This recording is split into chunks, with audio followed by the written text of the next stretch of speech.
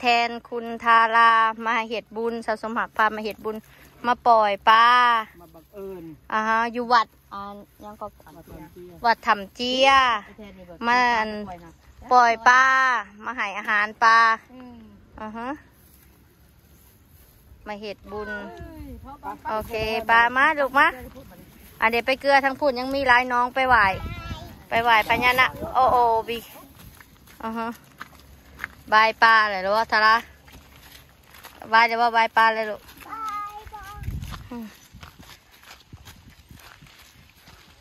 มันดีเขากำลังสิไปไหวพญานาควัดถ้ำเจีย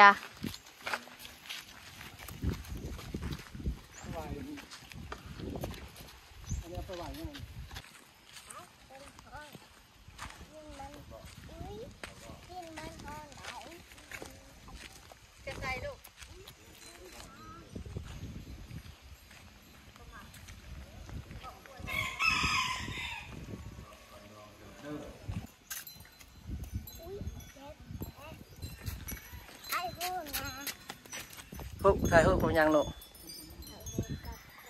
ถ่ายรูปกับคนโอเคปะ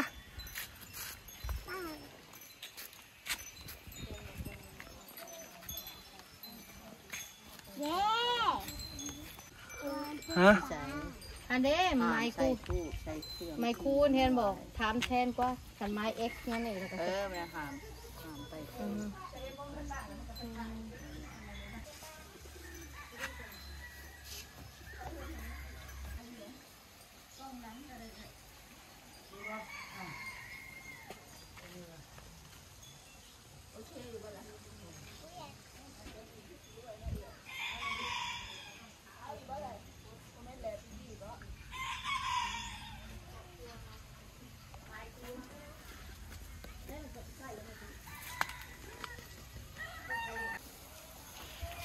หามบ่อแทน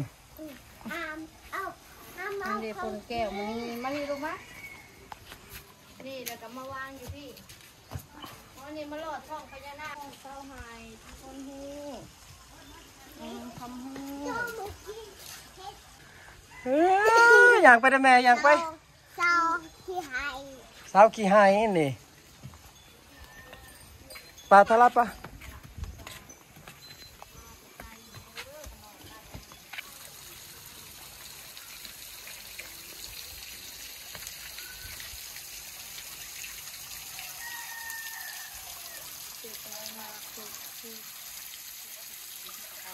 ดีๆมองลงปากปลาตลาดเป็นปลาเป็นสิ่งดีๆบอกปลาเป็นสิ่งดีๆลักษณะหมู่มานเจริญโดยสติปัญญา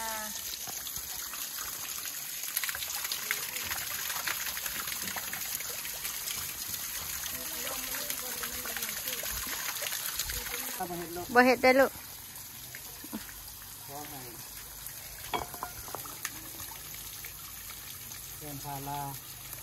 ทาราบอกไปใกล้นะลูก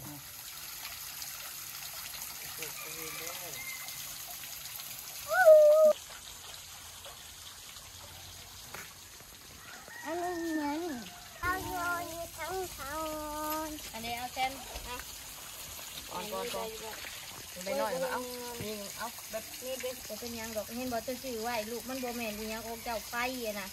ลูกโบหูอย่านะ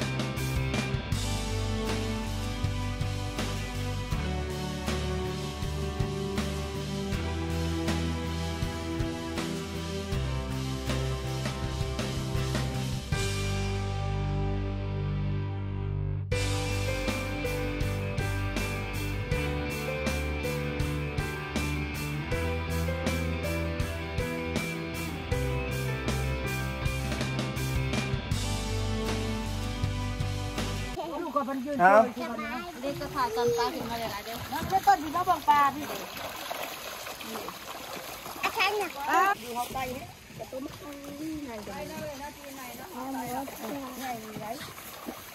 ั่งมัด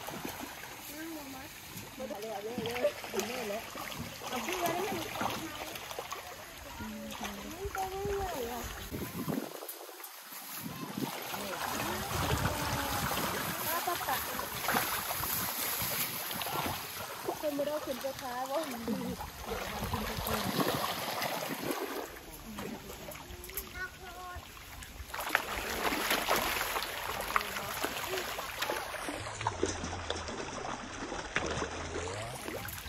มัด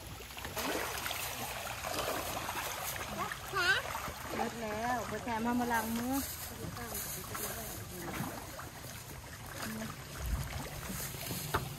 ไหน มัดอาจารย์สิไปเอาเลยเอาถุงยางเอาออก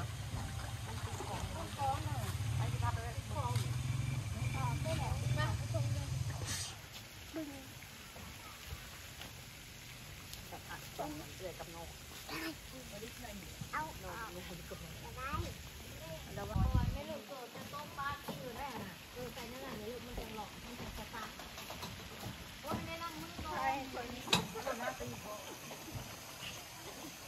ได้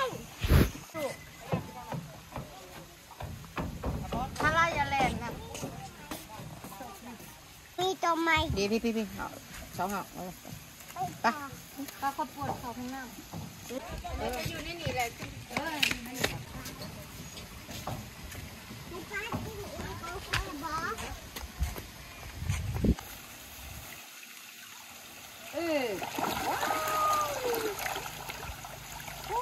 อยากสีตก เฮ้ยแม่คนรู้บ้างเนี่ย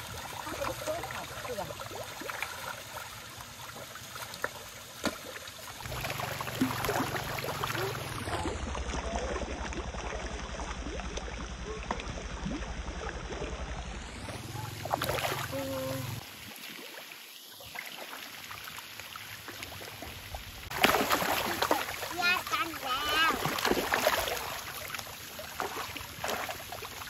ก็อยากเอาอีกปลาตัวไหนอู้เป็นอะไรขายมัน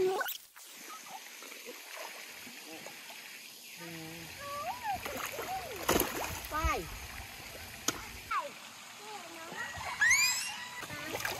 กินมือมันคือเจ็บใจ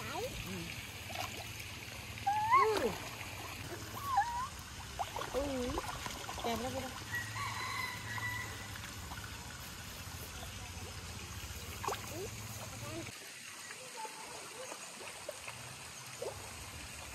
ใจอยากกินไข่ ปึ๊บอ่า มันไหว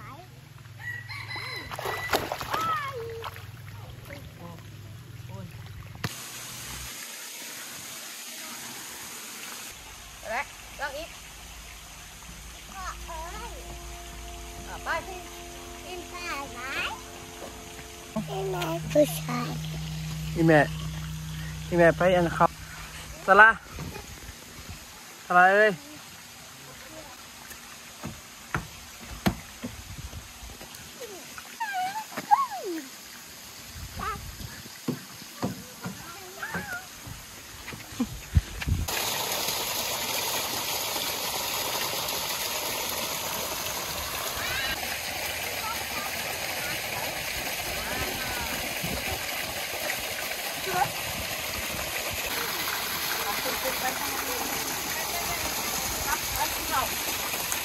นั่งก่อน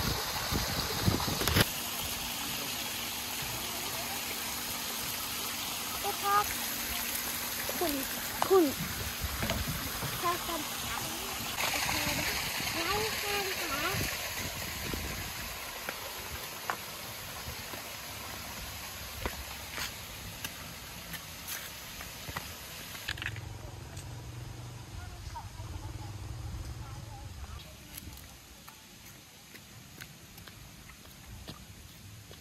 sticker.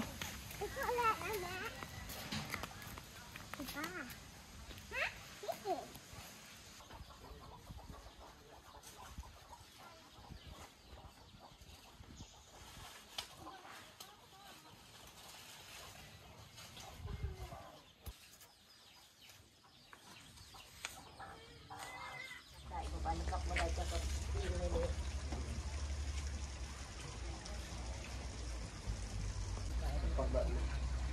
ต้องให้เจ้าไก่ยืนตุกกันเขามาให้พ่อนะพ่อถ่ายให้เจ้า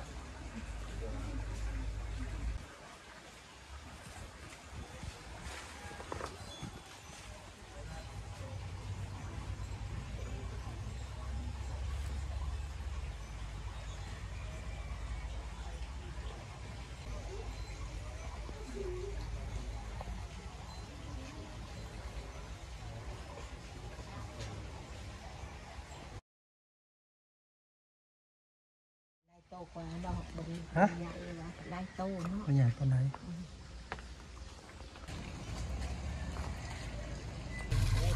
น้ำแดงก็เพิ่นปากแดงเพิ่นกินจนปากแดง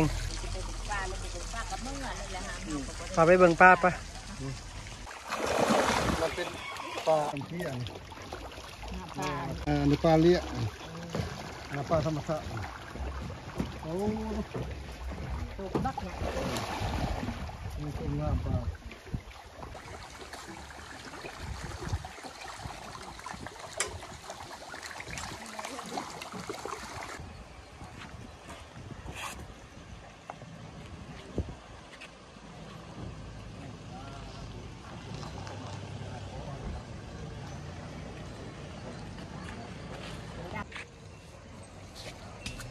นี่จะดังลูกวันนี้ละลูกสิครับ อย่าเคาะรูปจะซื้อ เอ้ยหัวดังฮะซุยๆนะดัง เอาไปอีก บริชมใหญ่เนาะคนก็โคตรซิ เอาอีเพาะปะนี่ ถูกหลุดไปตีนเลิกพอเต้นกระยองได้ คง แทนเดิมมันได้สิดึกได้